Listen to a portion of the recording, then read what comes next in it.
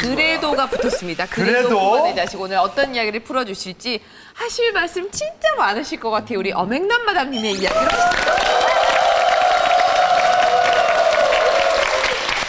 네. 우리 막내가 벌써 40이라고. 어이구. 아, 대견해 죽겠어, 정말로. 이뻐, 아주 정말 이뻐. 그런데 이제 40살 먹으니까 내 딸이 아니라 내 친구가 되더라고요. 친구뿐이 아니라 내 언니가 되더라고요. 뭐든지 내가 의논을 해요, 걔한테. 그러면 걔는 아주 신식으로 해석 잘 해주고 판단 잘 해줘요. 근데 나는 항상 구식이 돼서 정에 치우쳐요. 맞아. 정에 치우쳐갖고 맨날 뒤통수를 맞는 거야. 맞아. 그럼 걔한테 왜 이래 야단을 맞아요, 내가. 그래서 나 그럴 때마다 어머, 옛날엔 내가 얘를 야단을 쳤는데 내가 이제 얘한테 야단을 맞는다.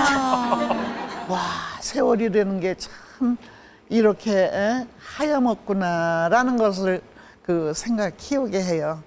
그래서 그 친구가 뭐가 좀 마음에 안 든다, 뭐가 마음이 불편하다 그러면 나는 전적으로 걔한테 붙어줘요. 위로해주고 어디 쇼핑 가고 여행 가고 멀리 가고 싶다면 좋다, 미국도 좋다, 불란서도 갔다 오고 둘이서.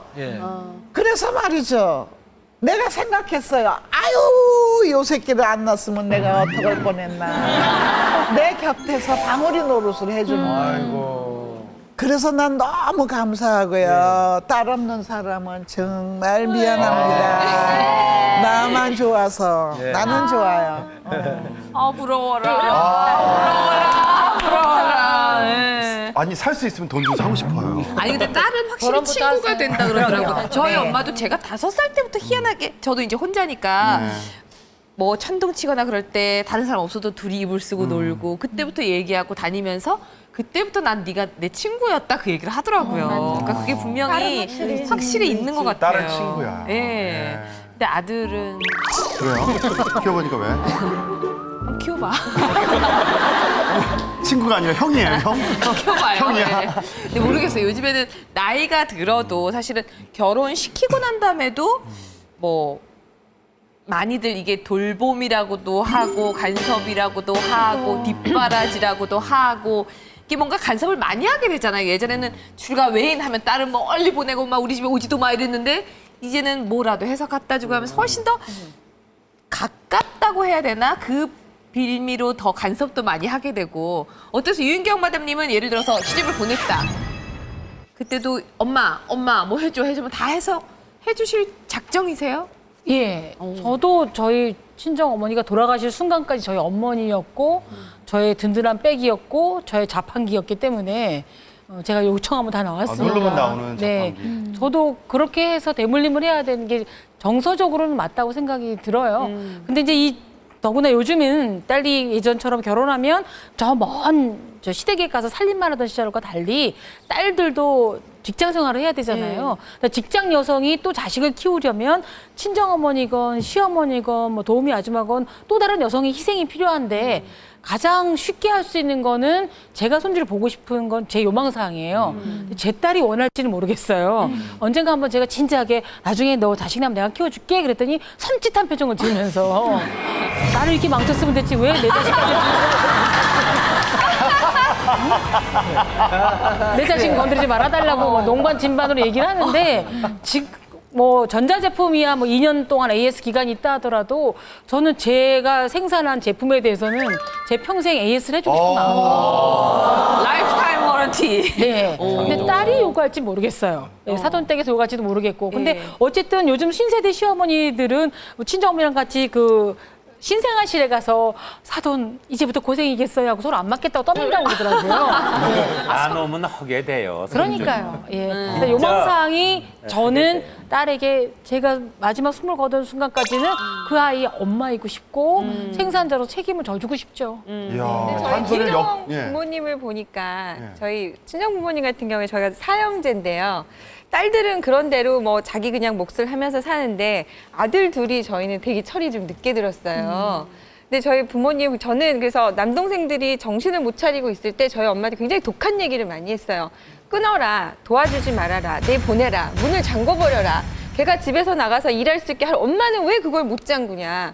비밀번호도 가르쳐주지 말고 내보내버려라. 이렇게 하는데 저희 엄마가 그걸 못 하시더라고요. 그러니까 부모가 지는 게 자식이 좀 이렇게 뭔가 좀 부족하고 안쓰럽다 그러면 그거를 떼놓지를 못하고 아니, 그 그러니까 자식이 그게- 더 정이 가는 그게 거야. 더 저예요, 마음이. 이성 네. 논리에 따라서 이게 가는 게 아닌 거예요. 그러니까 머리하고 마음가짐에. 가슴은 자식을 놓고는 전혀 반비례한다라는 너 거. 어떻게 말이 네. 없냐 오늘? 아니, 아까도 여쭤볼 거예요. 예, 이게 경림 마담님 얘기하고 아직 너무 어리긴 하지만 예, 뭐 장가 보낼 생각도 좀 아직 멀긴 하지만 지가 뭐 10살 돼서 간다 그러면 보내야죠. 그럼 보내야죠. 그건 이제 부모가 이제 동의를 해줘야 갈 수 있죠. 열살. 엄마 저 중학생인데 이제 장가 갈게요.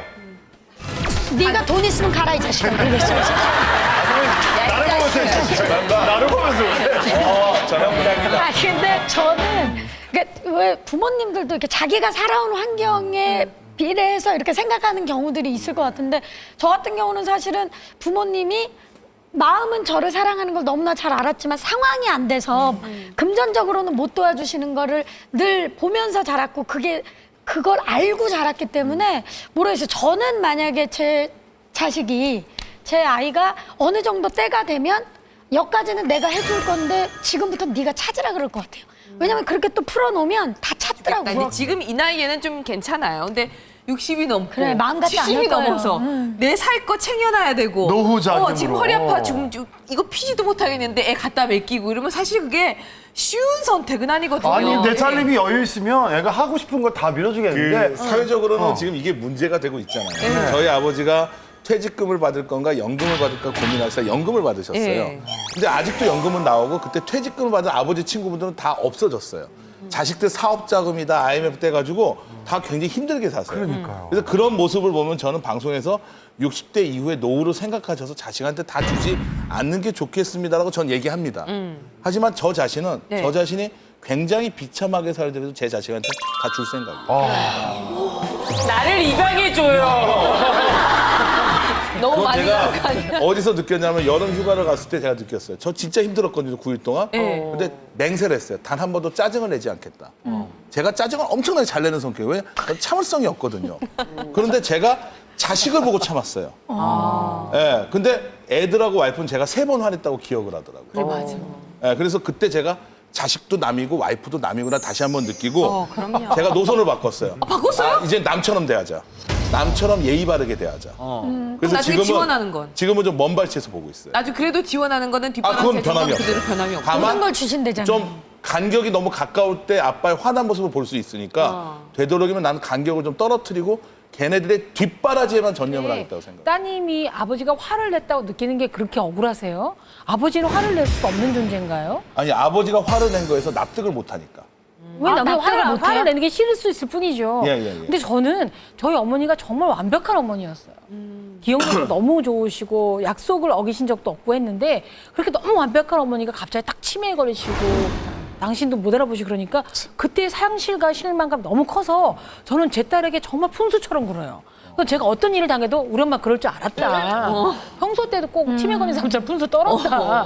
예방주사 놓는 식인 거죠. 저는 그렇게 아이에게 화낸 거 오해받지 않게 해서 거리를 두고 고객처럼 대한다라는 건 아이에게도 굉장히 안 좋은 일이죠. 아니 당분간 또 이렇게 좀 해보다가 또 반응 보고 또 이경재 원장님 탑이 원자예요. 키워보면요. 아이가 내 말에서 내가 아이 이름을 불렀을 때 엄마 하고 달려올 때까지는 오늘 내가 이놈을 자식으로 생각해야지 아니면 옆집 아저씨로 생각해야지 별 생각을 다 해요. 내 노선대로 가요.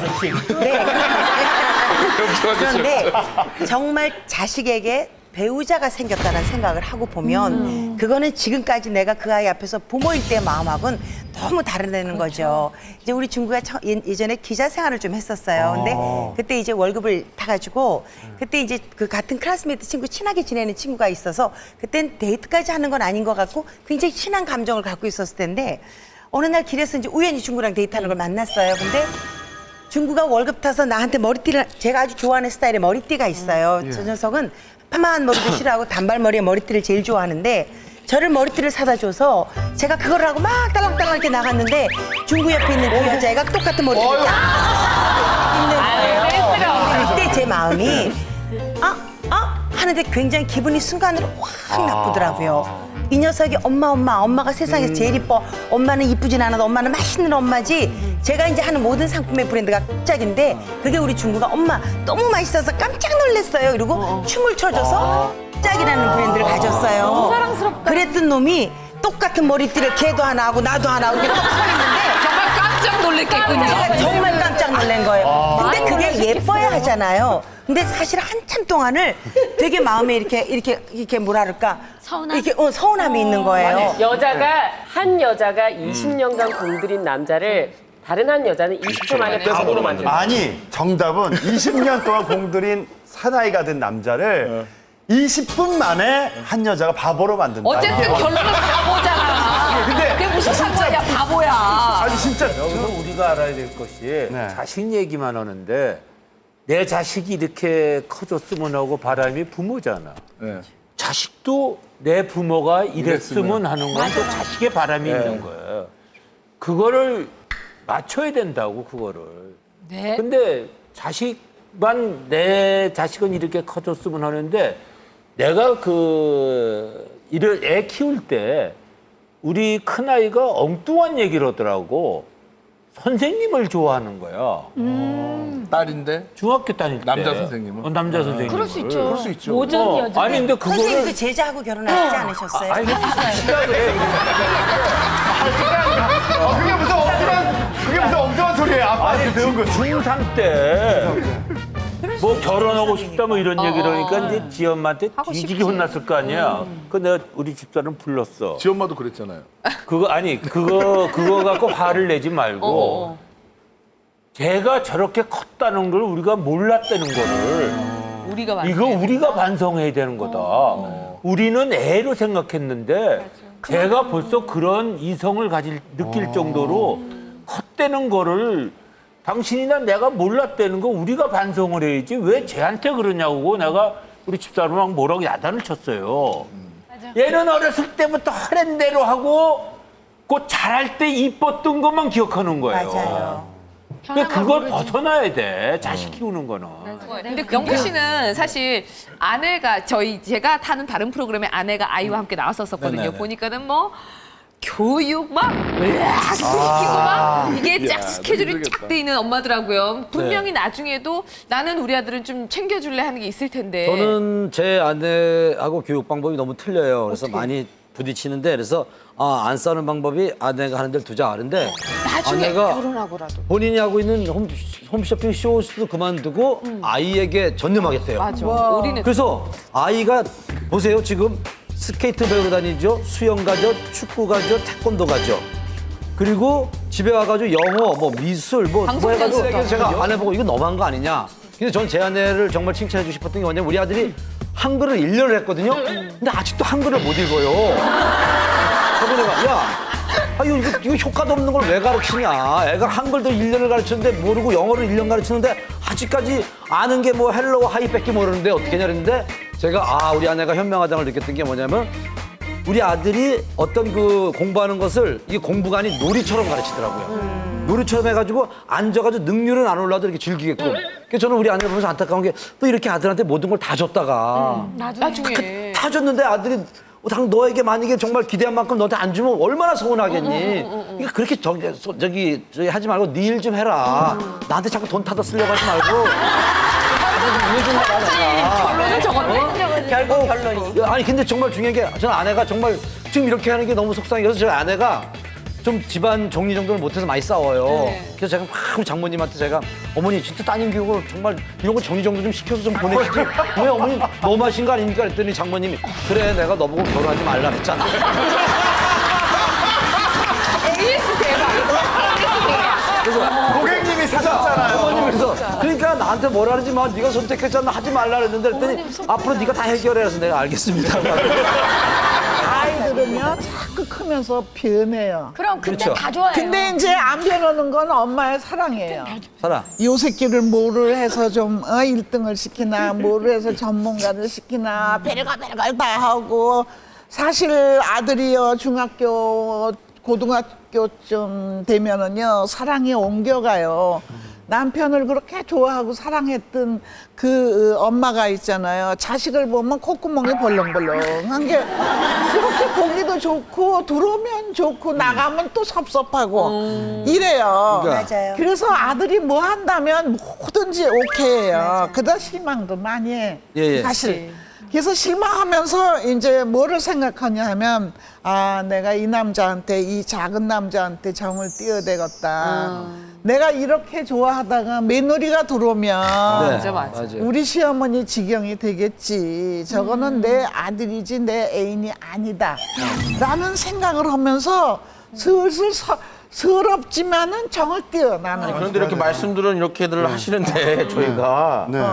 주부 100분에게 물어봤거든요. 네. 지금 뭐 정을 띈다, 막 이렇게 다들 뭐 이제 거리감을 두는 말씀들을 하시는데 이제 주부 100분이 내 자식 때문에 속상할 때 어느 때 가장 속상한지를 또 보면은 겉으로만 그렇게 말씀하시지 속으로는 이런 거예요. 내용이. 네. 있지. 3위부터 보시겠습니다. 내 자식 때문에 속상할 때 베스트 3. 먼저 자식 일이 잘 안 풀려. 당연한 거예요. 뭐 담을 쌓아놓고 살겠다, 뭐 하겠다, 독립 이런 얘기를 하지만 일단 자식 일이 잘 안 풀리면 엄마 마음은 속상한 거야. 속상할 일단 것 무조건. 들여다보고 싶고. 2위. 내가 해줄 수 있는 게 아니야. 네. 그런데 내가 도와줄 형편이 안 돼. 더 슬프고. 이게 2, 3위가 사실 연결된 거죠. 그렇죠. 그래서 1위. 나보다 내 자식이 더 아플 때. 그러니까 이 아내들은 그러니까 엄마죠, 어머니들은 무조건 다 그냥 퍼주고 싶은 거야. 애들 어릴 때 응급실 자주 가잖아요. 네. 저희 큰애가 3살 때, 4살 때 걸음마 전에 뛰기부터 했어요. 그러다 어느 날 갑자기 걷지를 못하는 거야. 아빠 이러고 오는데 5cm가 다리 길이가 차이 나는 거예요. 그래서 내가 이거 소아마비는 아니고 뭘까 해서 급히 큰 병원 응급실을 갔어요. 갔더니 원래 봄에는 응급실 가는 거 아니에요. 다 신참 간호사들밖에 없거든요. 혈액을 뽑는데 3번을 찌르는데 못 뽑는 거야. 그래서 내가 야!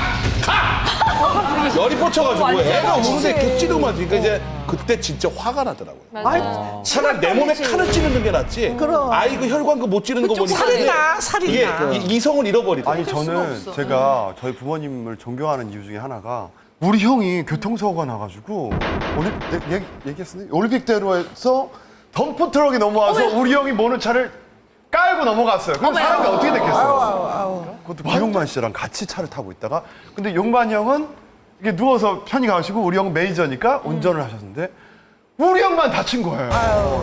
용만 형 안 다친 게 너무 다행인데 우리 친형이 다 가봤더니 중환자실에 들어가는데 숨을 못 쉬고 이러고 있는 거야. 그냥 완전히 얼굴은 피똥 나는 목화장이 바로 옆이었으니까 바로 달려갔지. 이걸 내가 태어나서 받은 충격 중에 가장 무서운 광경이 내 가족이 죽을 것 같으니까 막 의사들이 달라붙어가지고 근데 부모님이 오셨는데 내가 아버지 어머니가 나를 기다리고 계시다가 어떻게 살았니? 그러더라고요. 나한테 그랬어요.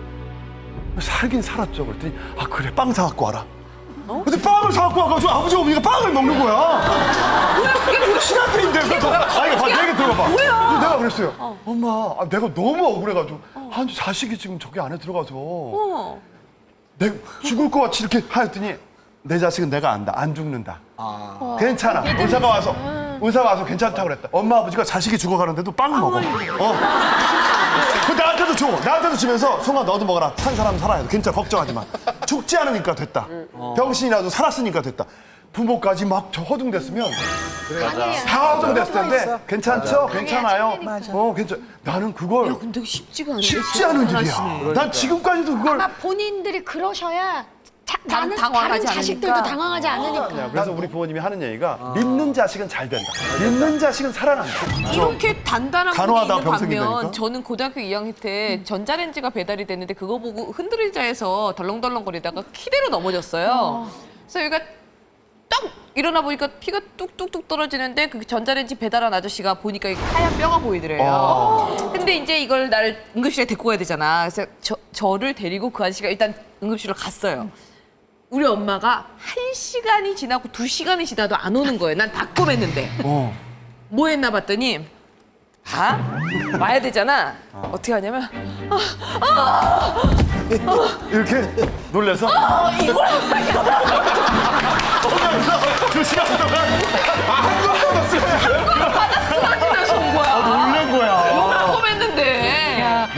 기울니까 막 드시는 분하고 너무 다른 거지. 완전히 나 극과극이야. 제가 애가 둘이 생기고 달라진 게 왜 프로 중에 소아암이나 백혈병 하는 프로 있잖아요. 그걸 제가 못 봐요. 저도 못 봐요. 네, 그러니까 제가 우리 애 둘째 때 사시가 좀 있어서 수술하는데 전신마취를 하거든요. 진짜 별것도 아니에요. 10분이면 끝나는 거예요. 근데 그 아이가 혼자서 3살짜리 아이가 이렇게 수술실로 들어가는 걸 보는데 굉장히 괴롭더라고요. 예, 그러니까 그런 게 벌써 아니 그러니까 제가 그런 게 좀 배심이 좋은데 자식한테는 그게 안 돼요. 안 되지. 그래서 진짜 이제 그런 프로 좀 못 보겠어요. 근데 자식 때문에 사실 남편들이 좀 서운할 때가 많아요. 왜냐면 제 아내가 이렇게 우리 아들이 감기 걸리면 밤새도록 이렇게 막 올려놓고 막 이렇게 깎아주고. 제가 너무 정말 참 엄마는 위대하다라는 게 밤새 잠 안 자고 계속 열 체크하고 또 시키고 계속 그러더라고요. 그래서 내가 정말 자식에게 너무 잘한다. 그런데 제가 아파가지고 여보 내가 이렇게 아프지 그랬더니 당신 도대체 안 아픈 데가 어디 있어? 이렇게.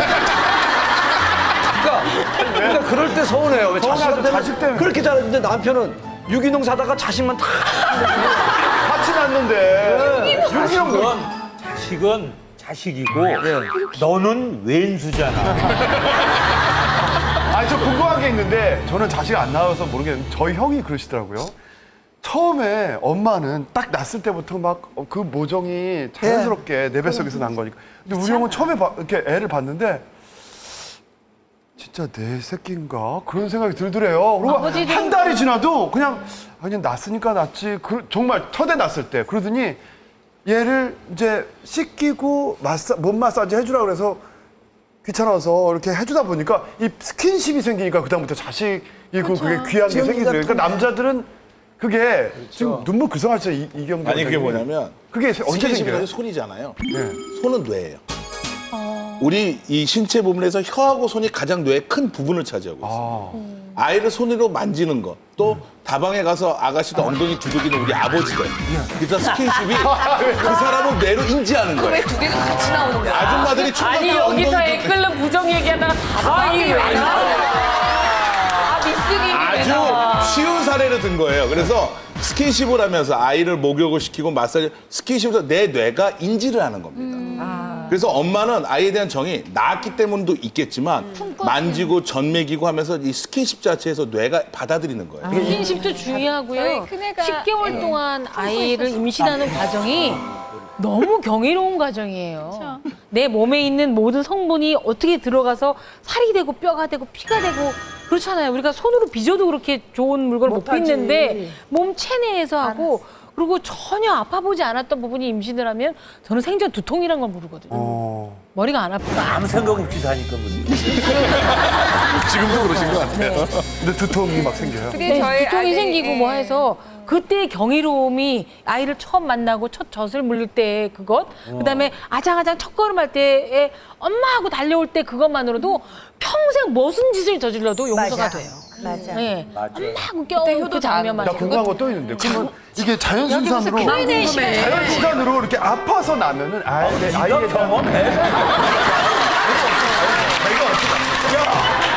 아직까지 구독과 좋아요 안 누르셨어요? 지금 당장 눌러주세요.